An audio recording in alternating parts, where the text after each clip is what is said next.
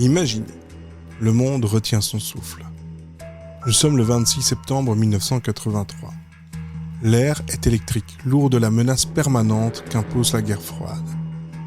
À une centaine de kilomètres au sud de Moscou, enfoui profondément sous terre, se trouve le bunker secret de Serpoukhovsk 15. C'est le centre névralgique d'Oko, le système soviétique de détection spatiale conçu pour repérer le moindre tir de missile nucléaire ennemi. Le lieutenant-colonel Stanislav Petrov prend son service. À 44 ans, cet homme posé, réfléchi, remplace un collègue tombé malade. Il s'installe devant ses écrans de contrôle. La consigne est simple et terrifiante à la fois. Au moindre signe d'attaque américaine confirmé, il dispose de 3 minutes pour alerter le sommet de l'État soviétique, déclenchant ainsi l'apocalypse. Il est minuit 14, le silence de plomb du bunker vole en éclats.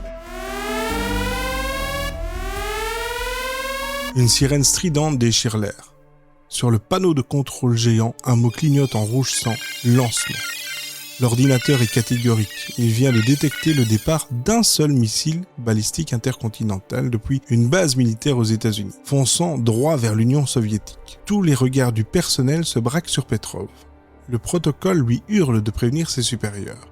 La Troisième Guerre mondiale est sur le point de commencer. Mais Petrov ne bouge pas. Son esprit d'ingénieur tourne à plein régime. La doctrine nucléaire est claire.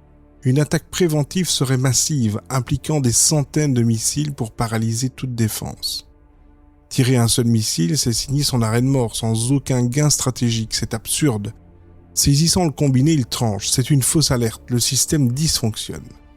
Il vient d'ignorer la machine, mais quelques instants plus tard, l'alarme reprend plus violente encore. Le système s'emballe. Les satellites détectent un deuxième lancement, puis un troisième, puis un quatrième, puis un cinquième.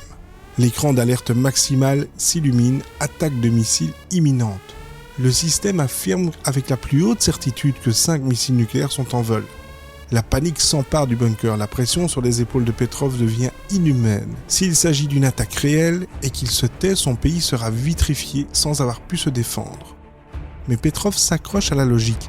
5 missiles, c'est toujours trop peu pour déclencher l'anéantissement total. Surtout, les radars au sol ne détectent absolument rien dans le ciel étoilé. Allant à l'encontre de tout règlement militaire, il prend la décision la plus lourde de l'histoire. Il affirme une fois de plus que la machine se trompe. Il demande à ses hommes de ne pas alerter le Kremlin. Commence alors un compte à rebours insoutenable. Un missile américain met environ 25 minutes pour atteindre Moscou. Petrov vient de jouer l'existence de l'humanité sur un coup de poker. Le silence retombe dans la salle de contrôle. Les minutes s'égrènent, interminables, 25 minutes, 25 minutes, 30 minutes, 35 minutes. Aucune déflagration thermonucléaire ne vient détruire l'horizon.